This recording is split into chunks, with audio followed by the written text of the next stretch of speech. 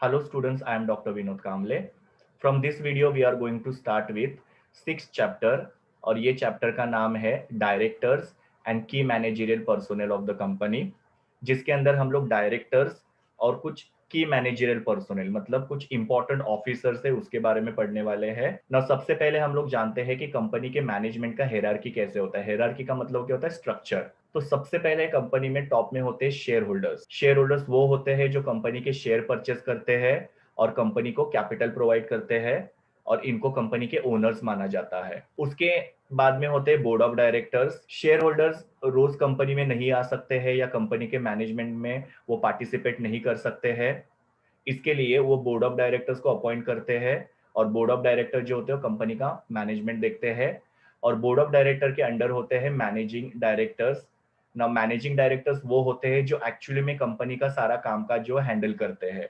मतलब board of directors में से कुछ लोगों को मैनेजिंग डायरेक्टर बनाया जाता है जो फुल टाइम कंपनी में काम करते हैं और मैनेजिंग डायरेक्टर के अंदर ये अलग अलग ऑफिसर्स होते हैं। तो इस तरीके से ये पूरा कंपनी का हायरार्की होता है, स्ट्रक्चर होता है। अभी हम लोग देखते हैं कि कंपनी के डायरेक्टर्स कौन होते हैं, डायरेक्टर्स को अपॉइंट करने के क्या प्रोविजंस और रूल्स होते हैं, डायरेक्टर कौन बन सकते हैं और डीन मतलब डायरेक्टर आइडेंटिफिकेशन नंबर क्या होता है। सबसे पहले डायरेक्टर्स कौन होते हैं? तो डायरेक्टर्स वो पर्सन होते हैं जो कंपनी के अफेयर्स को, अफेयर का मतलब क्या होता है? कंपनी का जो कामकाज होता है उसको मैनेज करते हैं, डायरेक्ट करते हैं और सुपरवाइज करते हैं। मैनेज करना मतलब क्या? प्लानिंग करना कि क्या करना है, किस तरीके से करना है। फिर वो काम को करने के लिए जो भी रिसोर्सेस लगते हैं वो रिसोर्सेस को इकट्ठा करना, तो उसको मैनेज करना बोलते हैं। देन वो काम करने के लिए जो भी वर्कर्स है या जो भी एम्प्लॉयज है उनको डायरेक्शन देना, उनको ट्रेनिंग देना, तो वो भी कामकाज जो होता है वो डायरेक्टर्स हैंडल करते हैं। और सुपरवाइज करना, सुपरवाइज करना मतलब क्या? ध्यान रखना है कि वो काम सही तरीके से हो रहा है कि नहीं।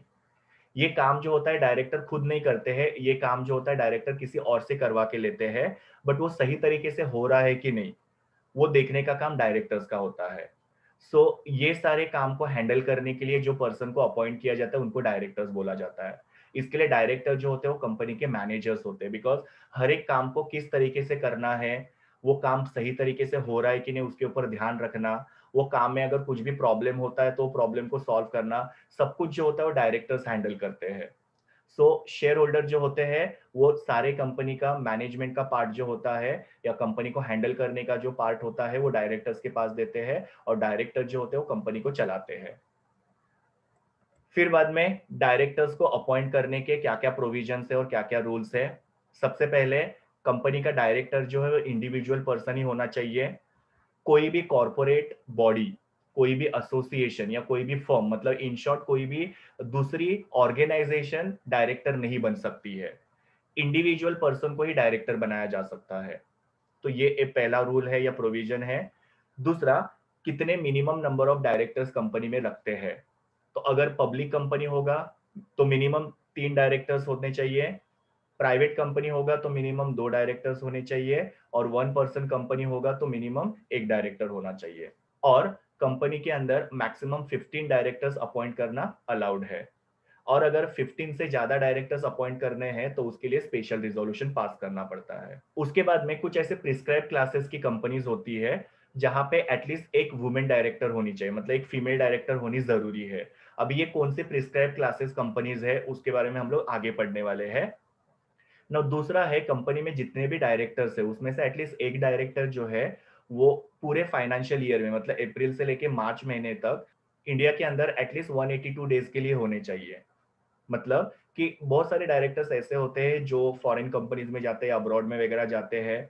ओके, तो कंपनी में अगर सपोज 10 डायरेक्टर्स है तो 10 डायरेक्टर में से एटलीस्ट एक डायरेक्टर ऐसा होना चाहिए जो इंडिया के अंदर एक पर्टिकुलर फाइनेंशियल ईयर में 182 डेज के लिए होना जरूरी, तो ये भी कंपलसरी है। नेक्स्ट वाला है जो भी लिस्टेड कंपनीज है वो लिस्टेड कंपनी के अंदर 1/3 डायरेक्टर जो इंडिपेंडेंट डायरेक्टर्स होने चाहिए। अभी इंडिपेंडेंट डायरेक्टर्स क्या होते हैं इसका मीनिंग जो है वो हम लोग टाइप्स ऑफ डायरेक्टर के क्वेश्चन में देखने वाले हैं ना। ये इंपॉर्टेंट चीज है कि एक पर्सन जो है वो मैक्सिमम 20 कंपनीज का डायरेक्टर बन सकता है और अगर पब्लिक कंपनीज होगी तो 10 पब्लिक कंपनी में वो डायरेक्टर बन सकता है। तो ये आप लोगों को यहाँ पे लिमिट याद रखना है कि अगर सपोज कोई प्राइवेट कंपनी है या दूसरी कोई कंपनी है तो वहां पे वो पर्सन 20 कंपनीज में डायरेक्टर बन सकता है, लेकिन पब्लिक कंपनी होगा तो 10 पब्लिक कंपनीज के अंदर ही वो डायरेक्टर बन सकता है, बिकॉज पब्लिक कंपनीज जो होते हैं वो ह्यूज होते हैं, वहां के काफी सारे एक्टिविटीज होते हैं, और उसकी वजह से ऑब्वियसली सिर्फ 10 पब्लिक कंपनी के वो डायरेक्टरशिप ले सकते हैं। फिर बाद में डायरेक्टर कौन बन सकता है, तो दो कंडीशन है यहाँ पे। एक तो इंडिविजुअल पर्सन होना चाहिए जो डायरेक्टर बन सकता है, कोई भी कॉर्पोरेट बॉडी या कोई भी फर्म डायरेक्टर नहीं बन सकती है, इंडिविजुअल होना जरूरी है। दूसरा, उनके पास डीन मतलब क्या, डायरेक्टर आइडेंटिफिकेशन नंबर होना चाहिए। ओके, जैसे हमारा पैन नंबर होता है या आधार नंबर होता है जिससे हम लोग को आइडेंटिफाई किया जाता है, वैसे ही डायरेक्टर जो होते हैं उनके पास डीन नंबर होना चाहिए। ओके, अभी ये डीन क्या होता है? डीन का फुल फॉर्म है डायरेक्टर आइडेंटिफिकेशन नंबर। दूसरा है कोई भी एग्जिस्टिंग डायरेक्टर होने दो, एग्जिस्टिंग डायरेक्टर मतलब वो पर्सन ऑलरेडी किसी कंपनी में डायरेक्टर है, या कोई भी पर्सन किसी भी कंपनी में अगर डायरेक्टर बनने की इच्छा रखता है, इंटेंटिंग का मतलब क्या होता है, इच्छा रखना, तो इनके पास डीन नंबर होना जरूरी है, और ये हर एक डायरेक्टर के लिए डीन नंबर कंपलसरी होता है। उसके बाद में एक इंडिविजुअल के पास एक ही डीन नंबर होना चाहिए, भले ही वो कितने भी कंपनी में डायरेक्टर होने दो। तो वो अगर 20 कंपनी में डायरेक्टर है या 10 कंपनी में डायरेक्टर है, उसका डीन नंबर जो होगा वो एक ही होगा, और हर एक कंपनी के लिए वो एक सिंगल डीन नंबर ही यूज करेगा। नाउ ये डीन के लिए अप्लाई करने के लिए ऑनलाइन प्रोसीजर हो सकता है, मतलब ऑनलाइन अप्लाई किया जा सकता है, जिसमें उन लोगों को एक एप्लीकेशन फॉर्म होता है वो फिलअप करना पड़ता है, और उसके साथ साथ उनको एक फोटोग्राफ, प्रूफ ऑफ रेसिडेंट मतलब उनके एड्रेस का प्रूफ जो है वो अटेस्टेशन करके, अटेस्टेशन का मतलब क्या होता है, ट्रू कॉपी करवा के। किसके पास से ट्रू कॉपी करवा सकते हैं?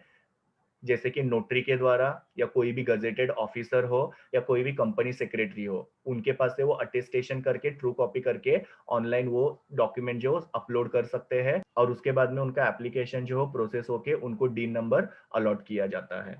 उसके बाद में कंपनी का कोई भी डॉक्यूमेंट जो ई फाइलिंग करने के लिए डीन जो है प्री रिक्विजिट है, मतलब कि अगर सपोज कंपनी का कोई भी रिटर्न सबमिशन करना है या कोई डॉक्यूमेंट वगैरह सबमिट करना है, तो उसके लिए पहले डीन नंबर होना जरूरी है, और उसी के बाद में ही वो डॉक्यूमेंट जो है वो ई फाइलिंग किया जा सकता है। और लास्ट में कंपनी के जो भी डॉक्यूमेंट्स है जिसको डायरेक्टर ऑथोराइज करते हैं, वो डॉक्यूमेंट के ऊपर डीन नंबर मेंशन करना जरूरी है, और डीन नंबर के साथ साथ वो जो डायरेक्टर है उनका नाम लिखना भी जरूरी होता है। तो इस तरीके से डायरेक्टर्स की बेसिक इंफॉर्मेशन जो हम लोग ने यहाँ पे देखी। Thank you students, please do like, share, comment and subscribe to my YouTube channel, and also recommend my channel to your friends. We will meet in the next video.